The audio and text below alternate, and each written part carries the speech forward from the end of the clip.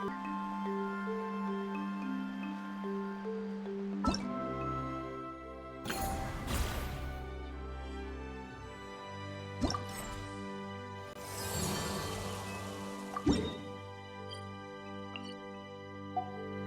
can only do so much on your own, but with a group, anything's possible.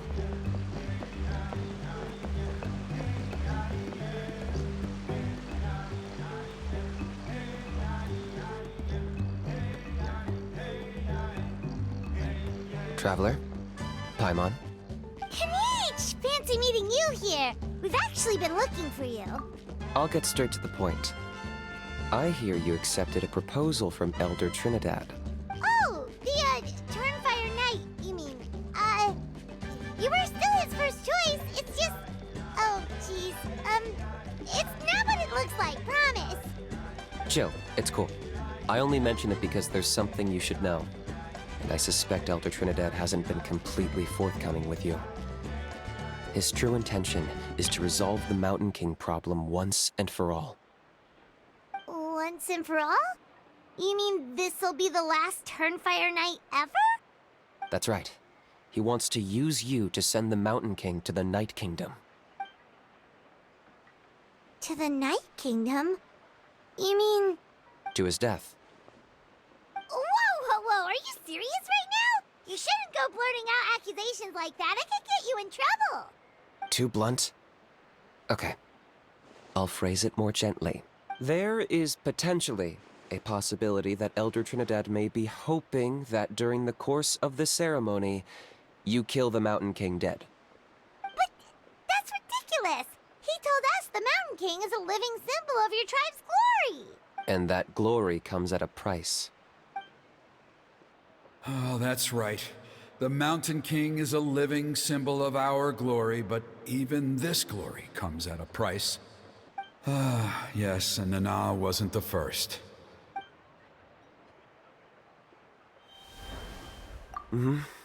She likely won't be the last to lose her life either. Still, is killing the Mountain King really the only way? It seems so extreme.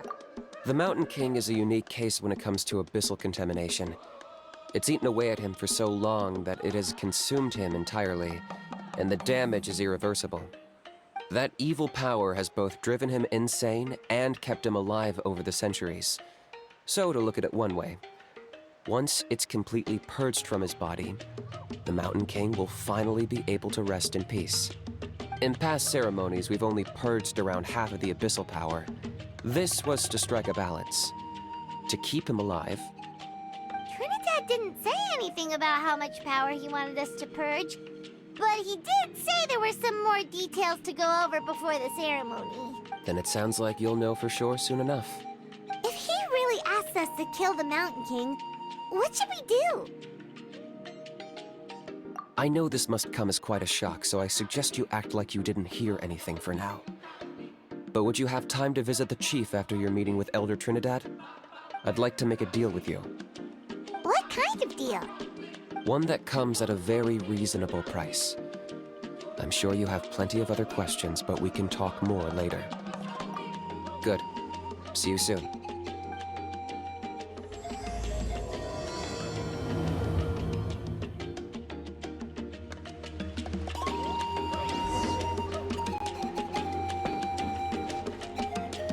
Off we go.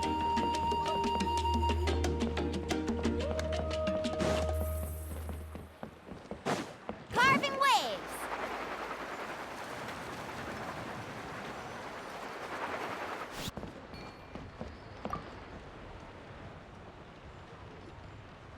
Ah, mighty Outlanders, you have returned. Did you have a good rest? It was, pretty good, yeah. Glad to hear it. Things are progressing very smoothly on my end. Many of the elders have heard of your heroic deeds, including the chief. They all speak very favorably of you.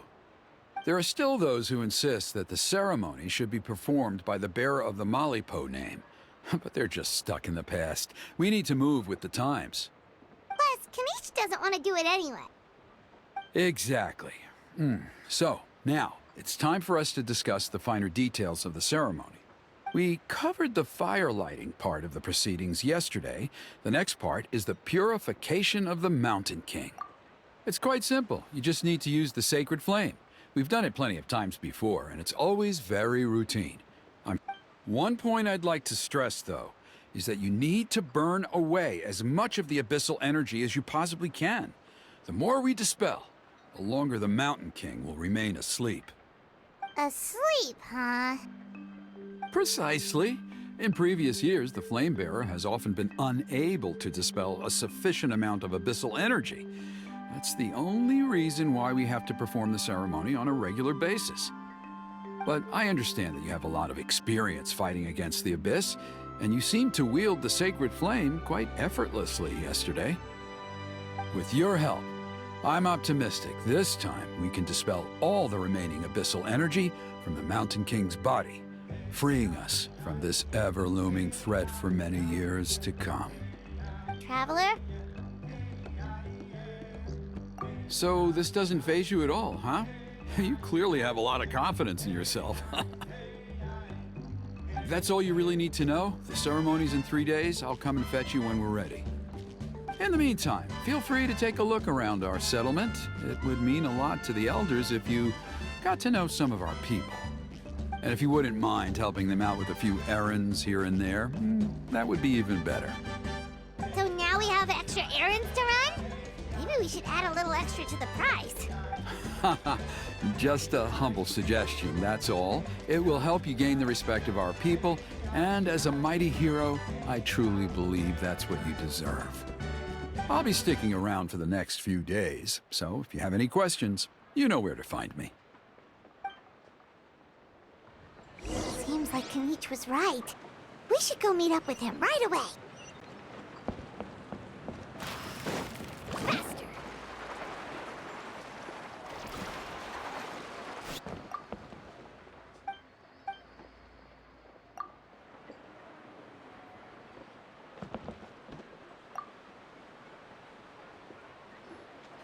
Huh, you're here. Kinich! Elder Trinidad said that... I can tell. It's written on your faces. Is that the Traveler in Paimon?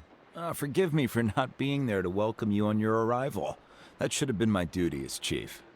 Hello, Chief Wa... I only heard the news from Trinidad yesterday, so I asked Kinich to invite you over for a quick chat. I believe Kinich has already filled you in, so I'll get straight to the point. Firstly, I fully endorse your appointment as flame bearers for the upcoming Turnfire Night. However, I would like to request that you take steps to ensure the Mountain King's safety. Every child of our tribe grows up hearing the tales of our heroes, from Yupanqui the Firebringer to Burkina and the Mountain King who fought against the Abyss. This is our history and our heritage, the source of our pride and the center of our faith. To kill the Mountain King would be to destroy our spirit. I would never be able to face our ancestors in the Night Kingdom. Nana's death was a great tragedy, and I do not blame Trinidad for the actions he has taken. Nevertheless, I cannot allow any harm to come to the Mountain King. My honored guests, please give this matter your serious consideration. Perhaps there is. But despite all our attempts to contain the situation over the years, we've not found it. Right now, I should like to hear where you stand on this matter. I understand. There are still 3 days left before the ceremony. I hope they will bring you clarity. So, Kinich, earlier you were saying that... Let's walk and talk. I'll show you around the tribe. That works too. Paimon needs to get some air after this.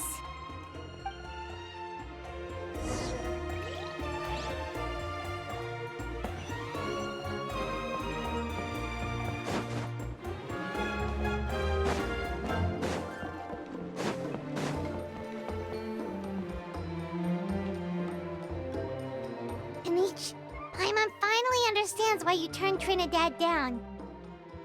You knew what he was planning, didn't you? That's why you didn't want to be the flame bearer this time, because it's a... Double-edged sword is right. But my response wasn't merely an excuse. To solve this exceptional problem, an exceptional price must be paid. I'm working on it. Really? Well, come on then, let's hear it! In a moment. Didn't you have a question you were about to ask me? Oh, yeah. What was it again? Oh, right! We need to talk about how he's completely unhinged. I agree that he has a problem. He needs disciplining, so I hired him a teacher. You got him a teacher? Oh, Paimon would love to see him get scolded for bad behavior. Anyway, moving on. When we ran into a how, he said you two were investigating some abyss thing together. Is that related to the whole Mountain King situation? Yes, that's the angle I've been working on. I'm a Saurian hunter, but I occasionally hunt the abyss too. One time I was pursuing some purple demonic dogs when I accidentally entered a hidden space. I did some research after the fact. Apparently they're known as beastly rifts, and there are many of them of all different sizes. So, if we can locate one of these beastly rifts, clear the monsters out, and move the Mountain King inside, he'd be able to continue living, but without posing a threat to the tribe. Whoa, that sounds kinda crazy. Would it really work? It's not without its risks, of course. There's a lot of unknowns in the equation. For instance, for all we know, a prolonged period inside the rift could make the Mountain King's condition worse. Still, we desperately need something like this, even just as a temporary measure. You've seen the conflict the issue is causing in our tribe for yourselves, and believe me, it's been a long time coming. The chief is adamant about keeping the Mountain King alive, whatever happens. Paimon can understand. It's less about the Mountain King and more about preserving your culture and heritage.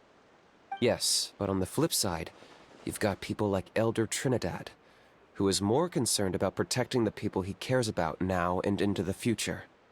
And he has every right to take that view. It's one thing to try and preserve them. No one can seriously tell them that's a fair trade. You're right. There's no easy answers here. Let's leave that to one side for a moment and assume we go with your plan. How do you actually intend to find one of these beastly rifts? Because at least in our experience, the dogs open the rifts when they want to attack us, not the other way around. I think I know a way. You have any better ideas? Not at the moment, but it just feels like using the power of the Abyss for our own ends isn't gonna end well.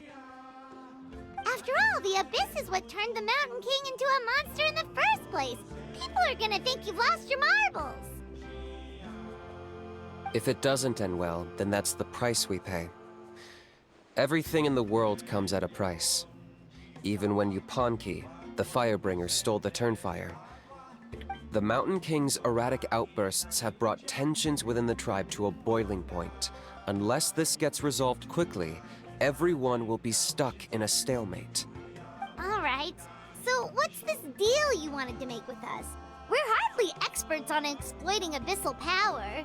All I need you to do is keep people away from me.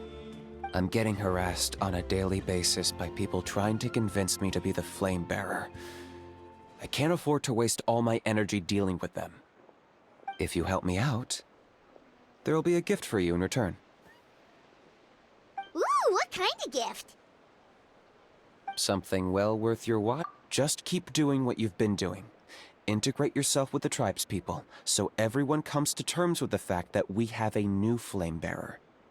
That way, I won't have an endless stream of people coming to beg me to join the ceremony, and I can focus on finding a way to summon the beastly rift. Then, when the day of the ceremony comes, we'll move the Mountain King into his new home. Still sounds pretty crazy. Even for a daredevil like you, that's dangerous. And even if it works, what if neither Chief Wyna nor Elder Trinidad are happy with it? Have you thought about what you'd do then? At least the two of them would finally be on the same side of the issue, leaving only me on the opposing side.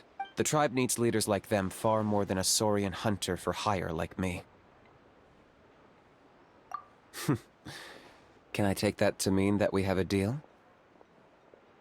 For sure. And who knows, maybe we'll come up with an even better solution to all of this in the next couple of days. Great.